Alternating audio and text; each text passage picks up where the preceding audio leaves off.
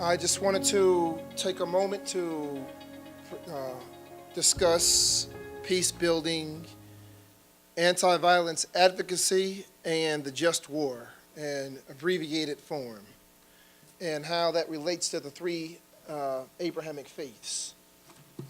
Together, collectively, we all face the challenge and have a moral obligation to play a contributing role towards peace building efforts through mindfulness in our everyday behavior, in our everyday living, through our collective behavior, and through our formal and informal political participation, and through our faith traditions, or lack thereof. Such a moral obligation has a high degree of compatibility with the creeds and the doctrines of our religions, and that we carry and perhaps even embrace as a part of our identity.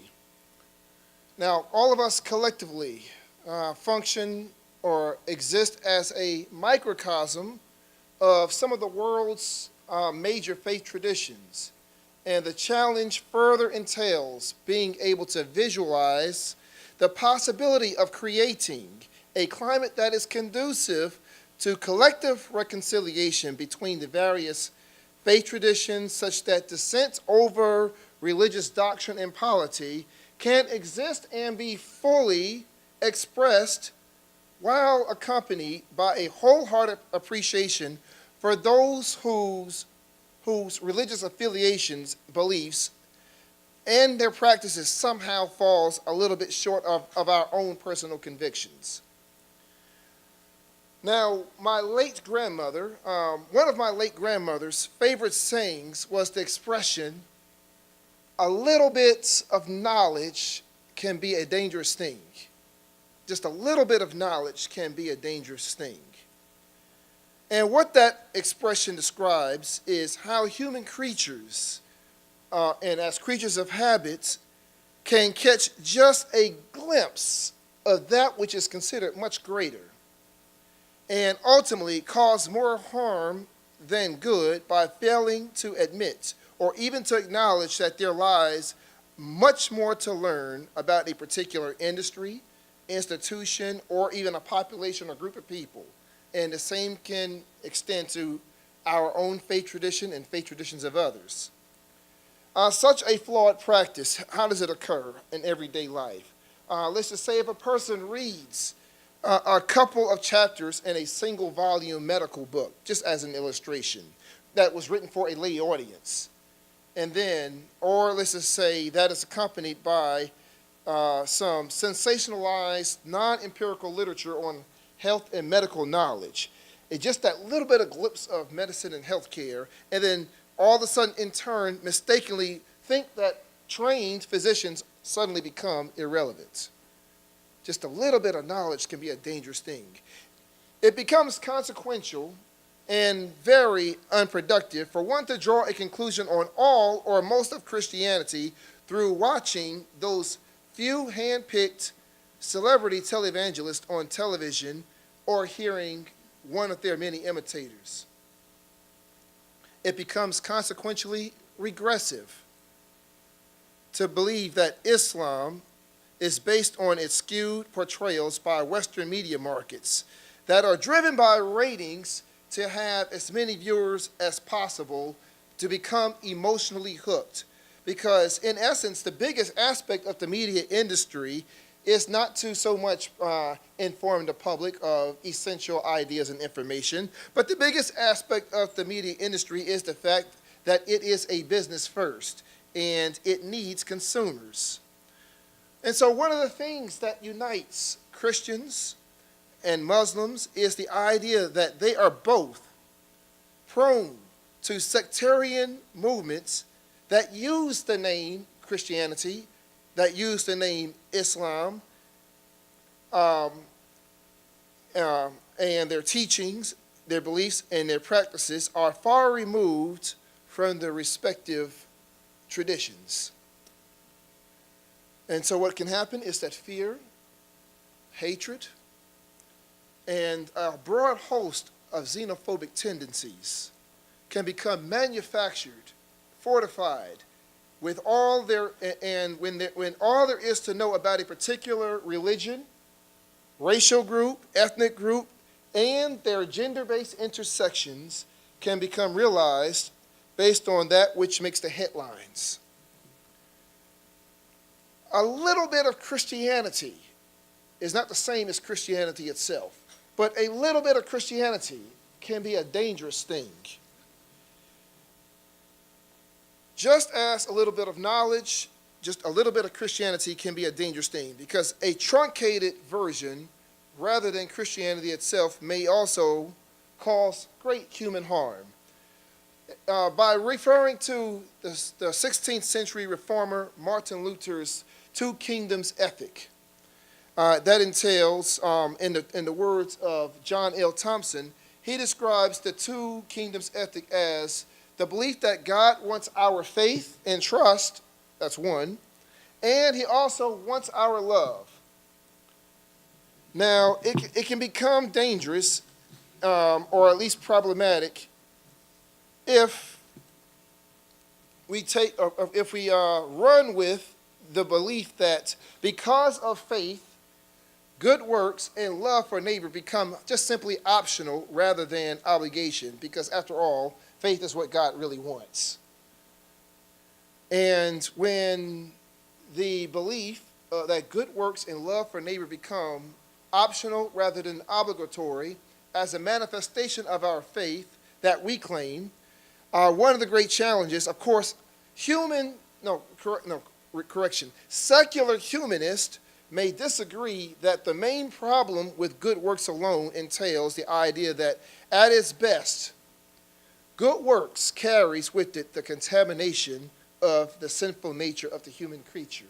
One of the things that that the three Abrahamic faiths have in common is a belief in the idea of original sin, and as a result, the best of our good works and the best of our love and charity is still, we must all humbly admit, is contaminated by the sinful human nature. While revisiting the two kingdoms ethics with its two components of faith and love, one, if we look at faith and love, one is really deep down incomplete without the other. If there ever becomes a void or absence of any one of those two components, then the other automatically collapses and becomes null and void. John L. Thompson provides for us further clarification by stating that faith requires for me or for us to trust God for our own protection against enemies, because after all, we have to live in a world with some allies and also some enemies. But as human creatures, we are prone to misjudgments, miscalculations, misunderstandings, and inaccurate conclusions, which can lead to unjust or destructive means of dealing with our enemies.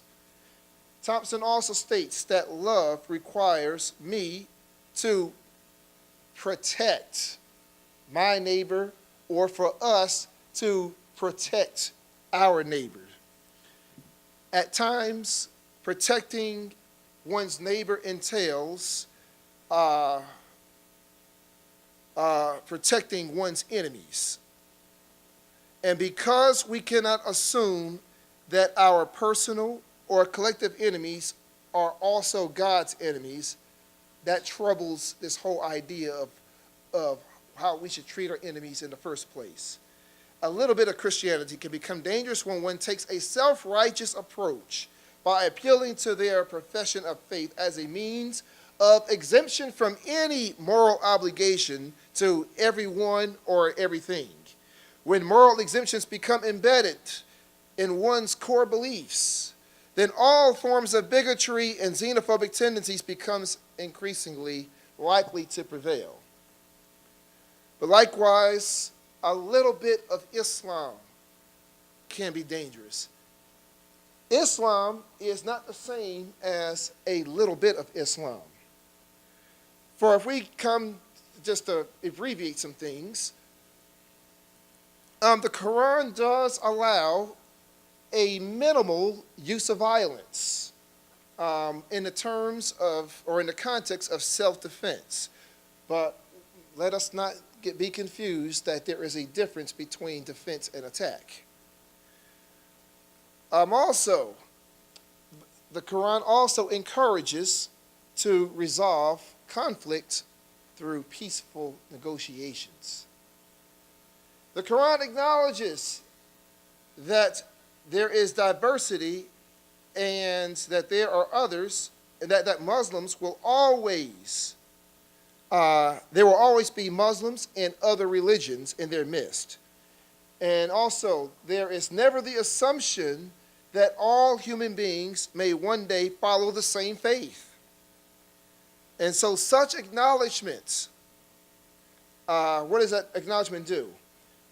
Such acknowledgments and acceptance of diversity of faith necessitates that Muslims maintain good relations with others who are religiously or culturally different. One of the words that gets circulated in the headlines in Western media is the term jihad.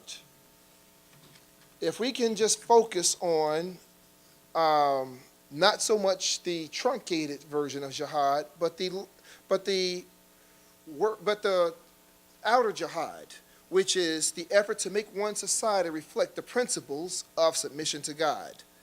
In this way, it can be a violent struggle, but it is also what Christians refer to as bearing faithful witness, living out one's faith in such a way as to affect the structure of society.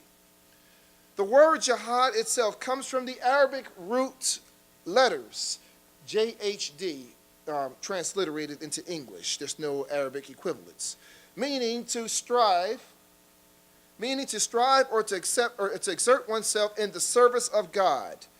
And incidentally, this is also the meaning apparent in the Arabic Bible, which was translated in 1906 to refer to some of the same actions of Jesus Christ of Nazareth in the Christian tradition, and also St. Paul.